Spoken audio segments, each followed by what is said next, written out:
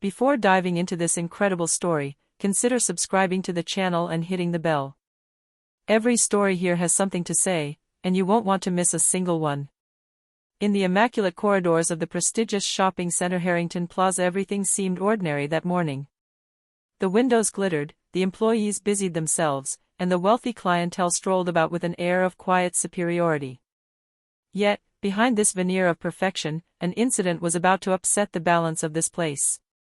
Amelia Johnson, a 22-year-old black woman, had just finished her studies in international business. The only daughter of Richard Johnson, owner of several successful companies, she rarely enjoyed the perks of her rank, preferring to blend into everyday life and understand the world around her. Dressed simply but elegantly, she headed to the jewelry store Laurel & Company, a place where appearances were judged more than skills or personality. At the entrance, Mark Davis, the white security guard in his 40s, eyed everyone suspiciously. When he saw Amelia, a flash of prejudice crossed his eyes. For no good reason, he approached her and said sharply, "Excuse me, miss, but I'm going to have to ask you to show me your bag." Amelia, surprised, politely obeyed. A few moments later, Davis turned to her with a cruel smile. "You shouldn't even be here, this kind of place isn't for you."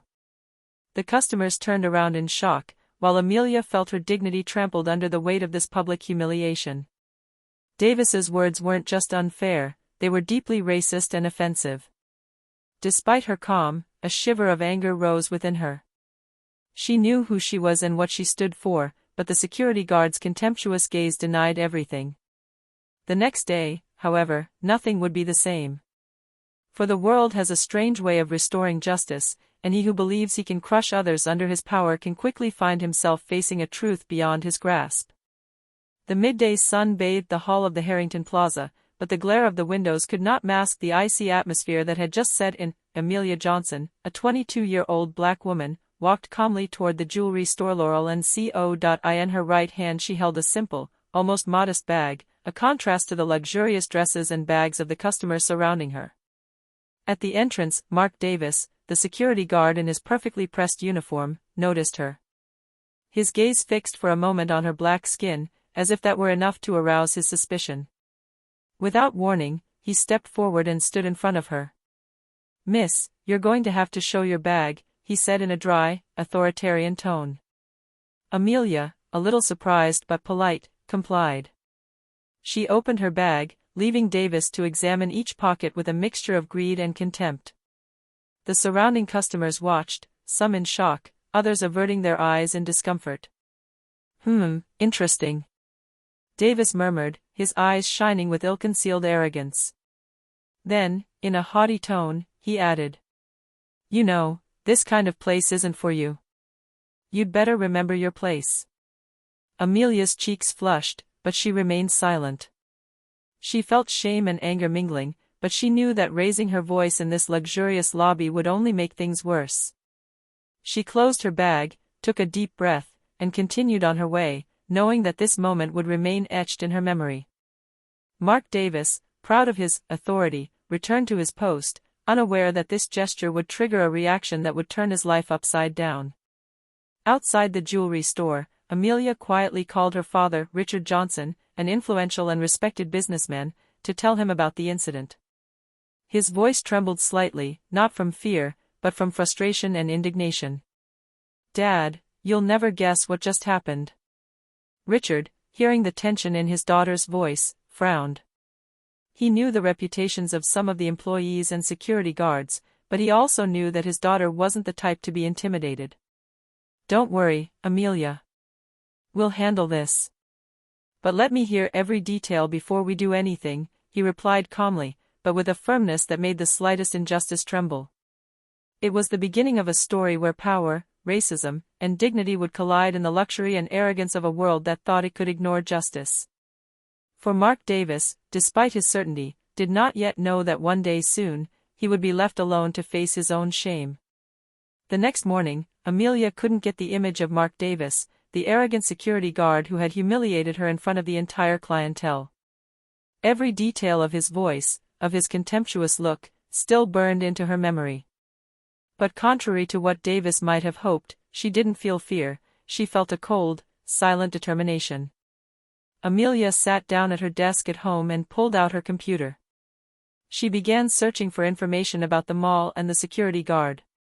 She quickly discovered several anonymous complaints about Davis, discriminatory behavior, accusations of customer humiliation, and even internal warnings that were never made public. At the same time, she discreetly contacted her father, Richard Johnson. The latter, a powerful but always cautious businessman, listened to him attentively. "Dad, this isn't just about me. This guy has already hurt other people, and no one dared to take action against him. We can't let him do this," Amelia said, her tone firm but calm. Richard immediately understood that his daughter was right. But he also knew that their response would have to be strategic. Humiliation would have to be transformed into thoughtful action, not impulsive confrontation. Amelia then decided to take matters into her own hands. She returned to the Harrington Plaza, but this time with a plan. She noted every detail: surveillance cameras, security guard schedules, security weaknesses, and customers likely to witness another incident. Late that evening, in her bedroom, Amelia wrote a precise and measured email to the mall management.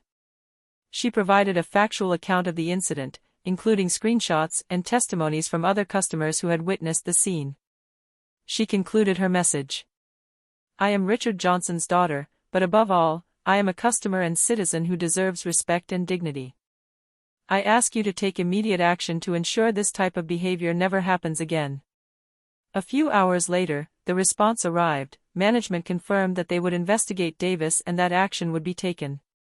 Amelia felt a thrill of satisfaction. It was only a beginning, but for the first time, she felt that justice, however slow, was beginning to manifest itself.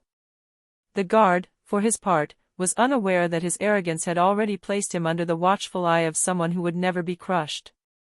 And Amelia, calmer and stronger than ever, knew that the real moment of confrontation would come soon, and that this time, he would be the vulnerable one. The next day, Amelia rose early, her face determined. The humiliation she suffered the day before had only strengthened her conviction. It was time to take back control. But unlike Davis, she wouldn't settle for anger or an impulsive retort. She needed a precise plan, strategic and relentless. Sitting at her desk, Amelia began by making a list. 1. Identify all witnesses of the incident from the day before. 2. Collect evidence behavior Davis's discriminatory approach. 3. Highlighting injustice without ever lose his calm or his dignity. She contacted discreetly Emma Collins, a close friend and law student known for her ability to analyze situations objectively. Together, they reviewed available surveillance videos, photos shared by other clients on social media, and anonymous testimonies from people who had experienced Davis's abuse. "Amelia, what you went through is unacceptable. But if you really want it to be effective, you have to aim the public exhibition," Emma said, her eyes shining with determination. Amelia nodded.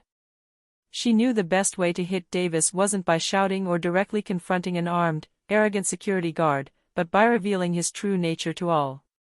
In the afternoon, Amelia returned to the Harrington Plaza under the pretext of shopping. This time, she carefully observed Davis's every move. He was exact in his routine: regular patrols, suspicious glances at black customers, overt arrogance. Everything was predictable, and that was exactly what Amelia needed to prepare your response. That evening, she contacted her father, Richard Johnson, to explain her idea to him. "Dad, I don't just want Davis to be punished. I want him to understand what it means to humiliate someone unfairly. And I want everyone to see what he's really like." Richard listened attentively and nodded. "Amelia, you've always had that sense of justice. But remember, patience and strategy are your best weapons. Don't let your emotion take over." Thus was born Amelia's plan, a mixture of concrete evidence, credible witnesses, and a staged scenario that would expose Davis in front of the entire clientele and management. She knew that when he fell, his fall would be public and irreversible. As night fell, Amelia smiled slightly in front of her mirror. She was no longer the humiliated young woman of yesterday. She had become a silent force, ready to overthrow the power of arrogance and Davis, unaware of what was happening, remained vulnerable, unknowingly. The next morning, the Harrington Plaza was bustling as always, but for Amelia, everything had changed. Every step she took was calculated, every glance was precisely observed. Today wasn't just a trip to the mall, it was the beginning of his response. Amelia entered the lobby with a polite, almost innocent smile that contrasted with the burning determination in her eyes. She wore an elegant but understated outfit, reflecting her refined taste and natural confidence. Her goal, to provoke Davis in a public environment, but this time, according to its own rules. Mark Davis was already at his post, faithful to his routine. As soon as he saw Amelia, a shiver of superiority ran down his spine. He approached her with his usual haughty air. "You again?" he asked condescendingly. Amelia replied calmly, with a polite but firm smile, "Yes, I'm here again. And I intend to enjoy the day like any other customer." Davis was about to make a sneering comment when Amelia discreetly took out her phone and activated the video recording. She knew that every gesture, every word, would be recorded. Captured to leave no room for doubt. At that moment, a few customers who had witnessed the previous day's incident recognized Amelia. Some exchanged surprised glances, others, aware of Davis's arrogance, were attentive, ready to observe what was about to happen.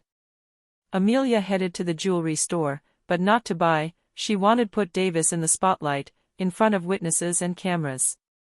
Every step was precise, every movement calculated. Davis, stung by his audacity, began to lose his inner calm, although it was not immediately apparent. Once in the busiest area of the lobby, Amelia made a subtle gesture towards her friend Emma, discreetly posted with a smartphone, ready to broadcast the scene on social networks if necessary. Everything was in place so that the next humiliation would no longer be hers, but Davis's.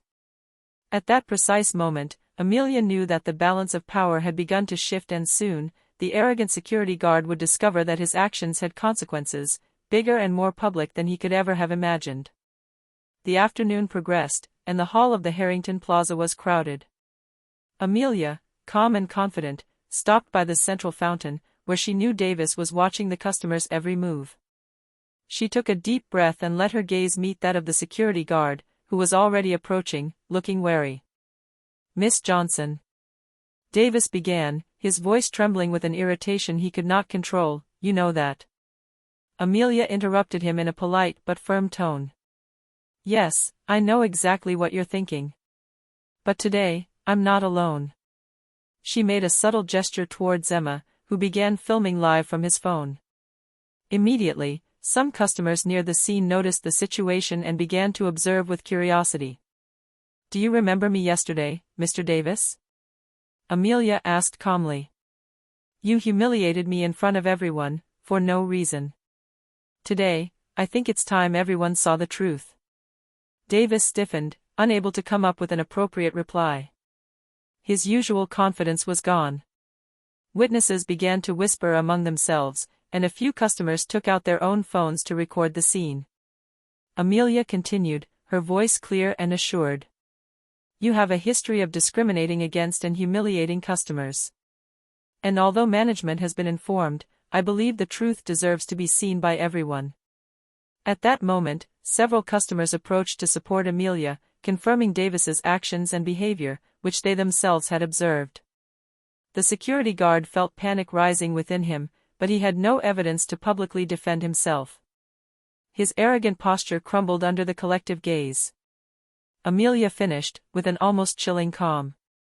"It wasn't just my dignity that you trampled on yesterday. It was the dignity of all the people who, like me, have to endure your prejudices. And today, you are held accountable for your actions."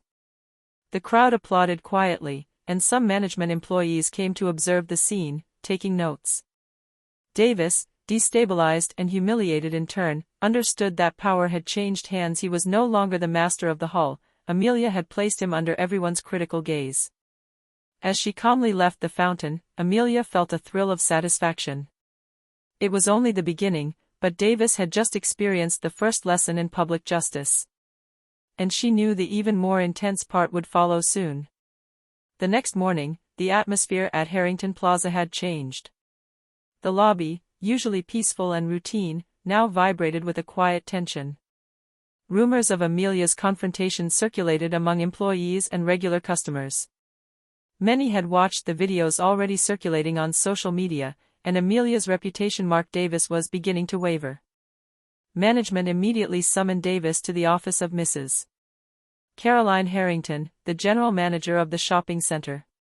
Amelia, meanwhile, discreetly followed developments, ready to intervene if necessary. "Mark, we have reviewed the videos and received several complaints," Mrs. Harrington began, her tone cool and measured. "Your behavior yesterday was unacceptable and does not meet our standards." Davis, red with anger and humiliation, tried to justify himself. "But, she was just a customer." "Exactly," Caroline replied, her gaze piercing, "you abused your position and humiliated a customer for no good reason. We will not tolerate that." Meanwhile, Amelia, aware of the impact of her plan, watched from afar. Employees who had witnessed the scene came to whisper their support. Many admired her calm and strategic approach. Some customers had even begun sending her messages of congratulations and encouragement. Management made an immediate decision: Davis would be suspended for 2 weeks, the time for a thorough internal investigation, and mandatory training on discrimination and respect for customers would be put in place for all security personnel. Davis, stunned and humiliated, left the office in silence. For the first time, he felt what his victims had endured, a mixture of helplessness, shame, and anger. Amelia, for her part, smiled inwardly. Her strategy was working. She had not only restored her dignity, but she had also set a precedent, a clear warning that no one could afford to abuse their power without consequence. That day, she understood an essential truth: sometimes, justice did not come only from institutions, but from determination and intelligence of those who dare to act. And for Davis, it was just the beginning of a series of lessons he wouldn't soon forget. After Davis's suspension, Amelia didn't just savor her personal victory. She knew her fight could have a broader impact. Too often, abuses of power went unnoticed, and many victimized customers or employees remained silent out of fear or resignation. So Amelia decided to speak out publicly. She wrote articles for social networks, relating his experience in a factual and non-angry manner, highlighting the importance of respect and dignity for all. His message quickly resonated, not only within the local community, but also in wider circles, and was shared by hundreds of people. She wrote in particular, "It's time every customer and employee knew that arrogance and discrimination have no place in our public spaces. Everyone deserves respect and consideration, regardless of their appearance or background." The article went viral, attracting the attention of the local and national press. The media began to take an interest in the story, requesting interviews with Amelia and the management of the Harrington Plaza. Many praised her courage and strategy. She had used intelligence and patience rather than raw confrontation, transforming the humiliation she had suffered into a powerful social message. Meanwhile, Davis was trying to repair his image. He tentatively approached some colleagues and clients, but the damage was done. The suspension and the public exposure of his behavior had left a lasting mark on his reputation. Even those who had previously supported him were beginning to distance themselves. Amelia, observing the situation, felt a mixture of satisfaction and responsibility. She understood that true power did not lie in strength or title, but in ability to transform injustice into constructive action. His father, Richard, called him that evening. "Amelia, I am proud of you. You not only defended your dignity, you set an example for others to follow." Amelia smiled, knowing that her fight wasn't over, but that the first step had been taken. She had learned that patience, intelligence, and perseverance could reverse even the most visible injustices. And for Davis, the bitterest lesson was yet to come. A few days later, Amelia decided to implement the final stage of his plan. She had planned a special day at Harrington Plaza, where a charity exhibition and luxury product demonstrations were being held. The place would be packed with customers, employees, and even local journalists. The perfect opportunity to show the world the true character of Mark Davis.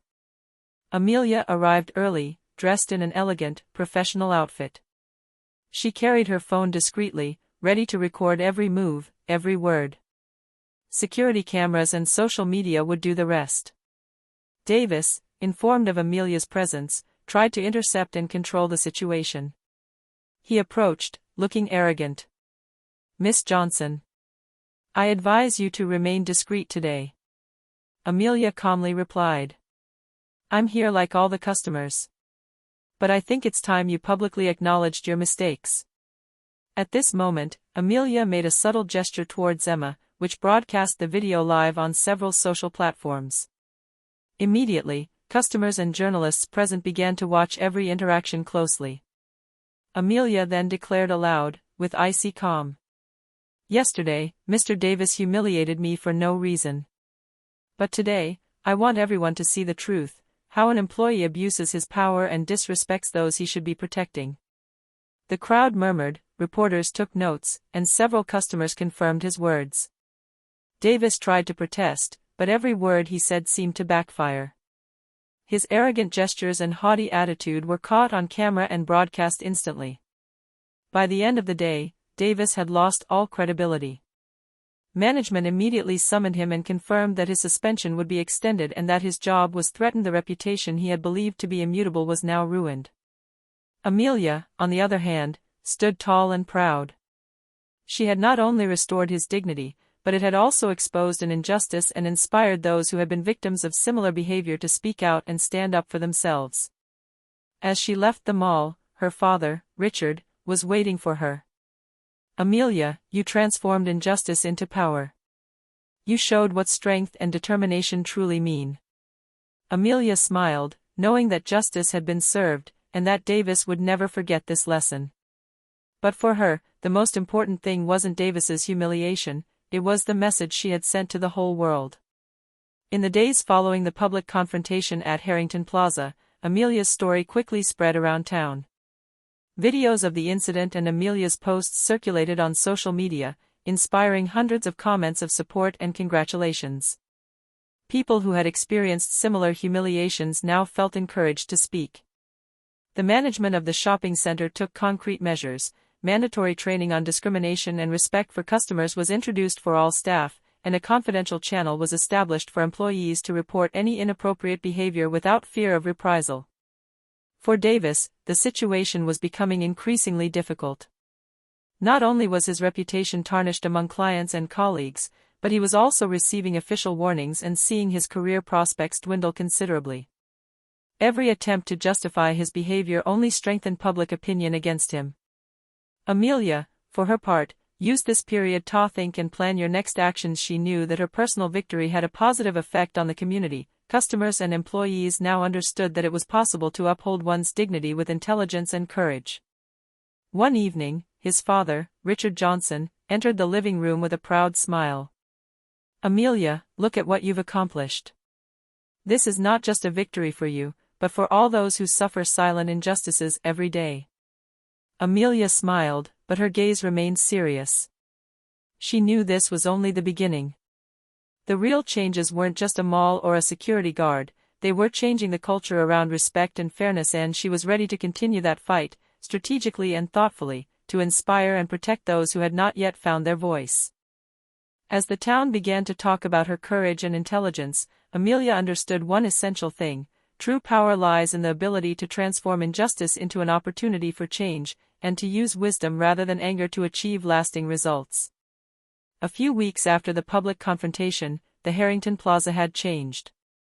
Employees respected the new rules established by management, and the culture of the shopping center had transformed into an environment where respect and dignity were a priority. Customers, too, had become aware of the importance of denouncing abuses and supporting those who were victims of injustice.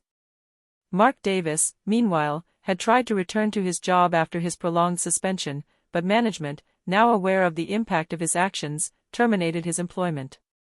His reputation was irreparably tarnished. No employer wanted to risk hiring someone whose arrogance and discrimination were now public.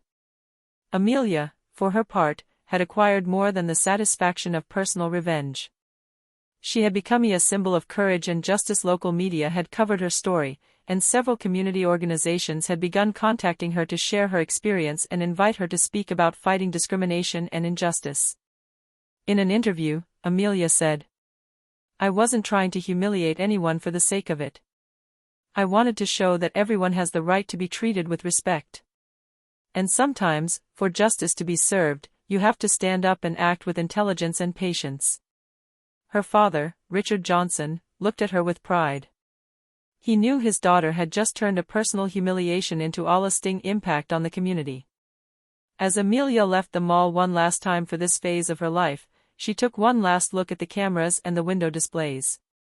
She smiled inwardly. Mark Davis had lost his power, but more importantly, she had showed everyone that courage and strategy can overturn injustices, regardless of the arrogance or prejudice of others.